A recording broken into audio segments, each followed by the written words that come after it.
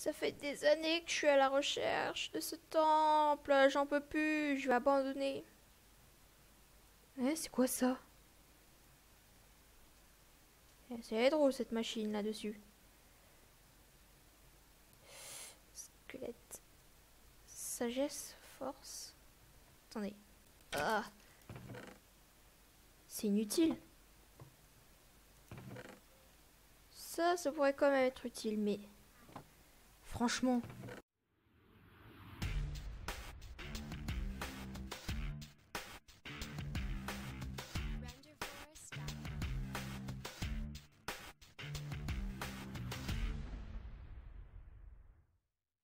Salut mes petits opossums, c'est César et aujourd'hui on se retrouve pour une nouvelle vidéo pour une présentation de nos mods. Je ferai peut-être plusieurs épisodes de nos mods de The Red Engineer. Donc c'est un no mode agent secret. Il y a plusieurs armures différentes, c'est pour ça que j'ai mis sagesse et force, je sais pas si ça va bien. Donc là voilà la machine de The Red Engineer. Donc ce que vous allez faire, c'est vous allez aller dans la description. Vous allez vous give un command block. Enfin déjà il faut copier toute la commande, l'énorme truc en dessous de la vidéo de The Red Engineer qui sera donc je vais vous dire comment se give un command block. Slash give votre pseudo Minecraft de point command block.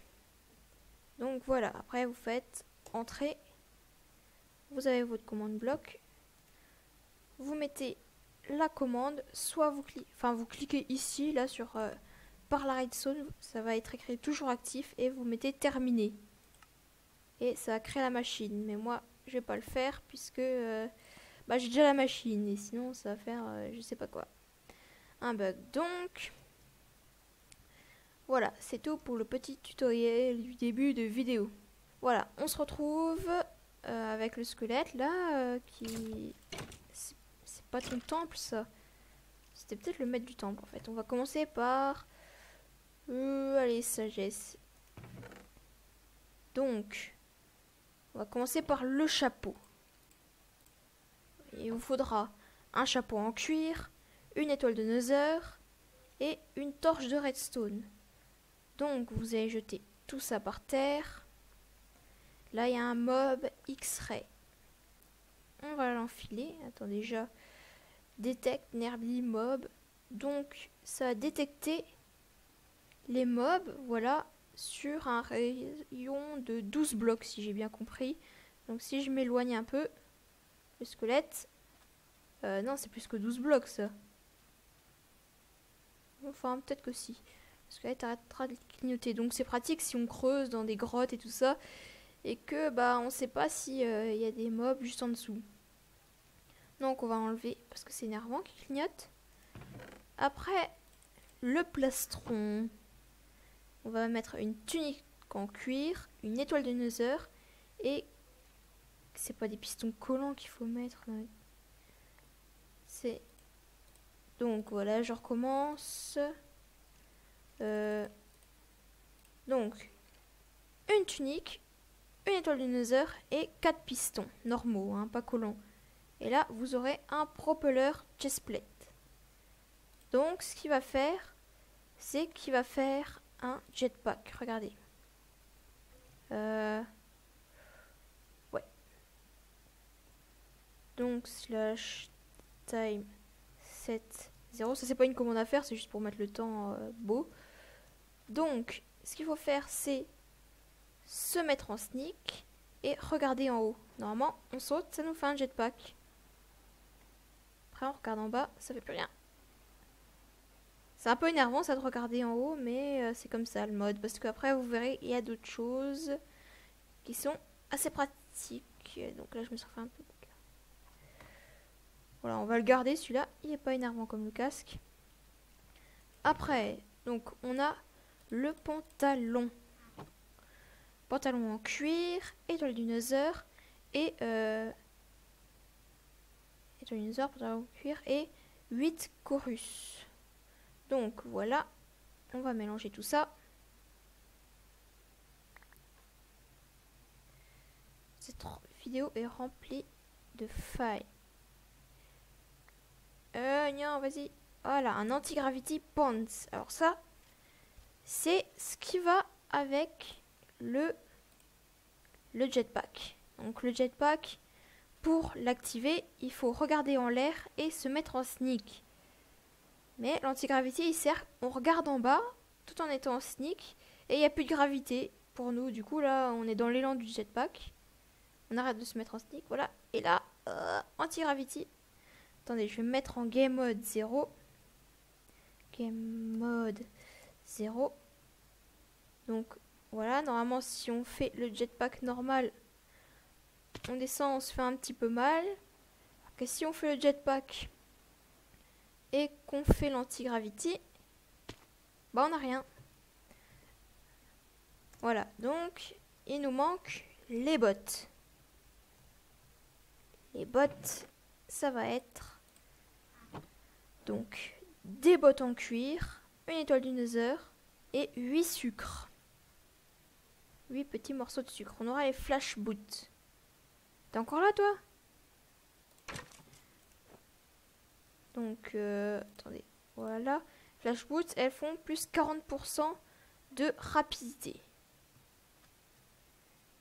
Ah, il faut noter aussi que toutes les trucs là sont incassables. Du coup, ça pourrait être pratique, je pense.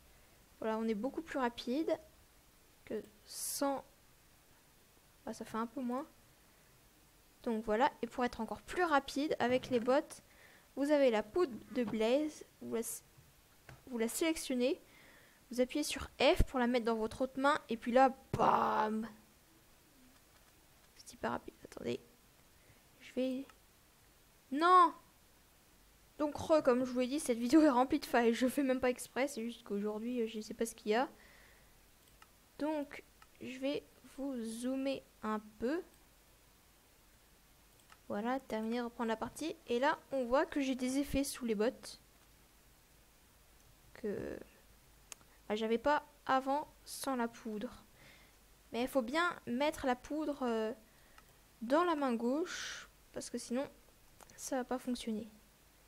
Donc là, on voit les mobs. On voit qu'ils sont là, les petits lapins. Voilà. Alors, cette armure, je vais la mettre dans le coffret. Zut. Excusez-moi. Dans le coffret sagesse. Et maintenant, passons au coffret force. Je pense que je les ai quand même bien nommés. Parce que avec un casque en fer, une étoile du Nether et une boussole, on va obtenir le or X-Ray. Quand on casse des blocs de pierre, ça va détecter les diamants. Donc on va tester ça tout de suite. On peut se permettre tout.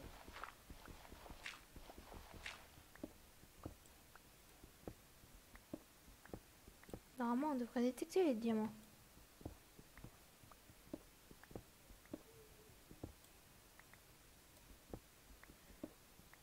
Allô, les diamants? Minstone in front to detect front.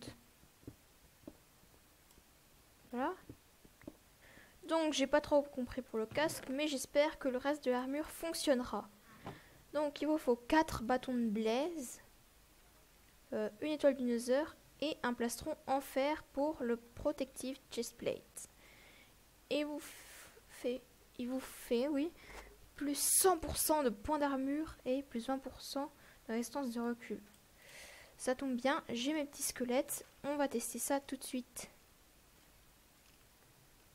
Bonjour. Ouais, il faut quand même assez de dégâts. J'étais venu en paix, hein, à la base. Non, mais ils font la guerre entre eux, en fait. C'est pas bien. Et voilà, j'ai une flèche plantée dans la tête. Alors, les jambières, 2 répéteurs, une étoile du Nether et des jambières de fer.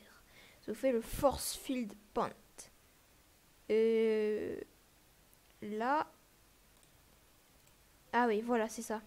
Quand on se met... Attendez.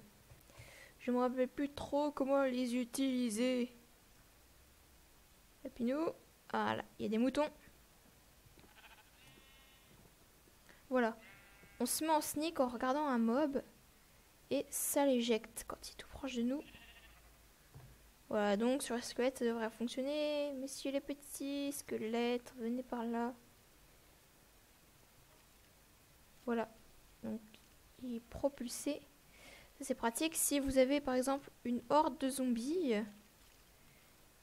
et bah, vous pouvez la repousser et qu'elle vous attaque pas. Donc voilà, passons enfin aux bottes de fer.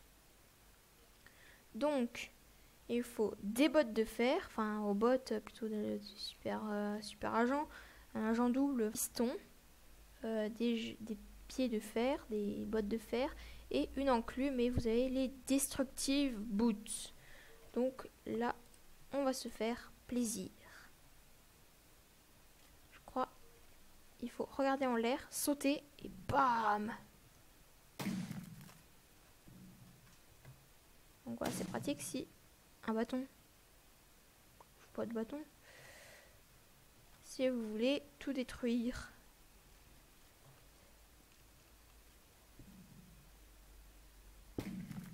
Voilà, par contre, si vous voulez tomber dans les pièges comme ça, c'est pas très utile. J'ai tout pété.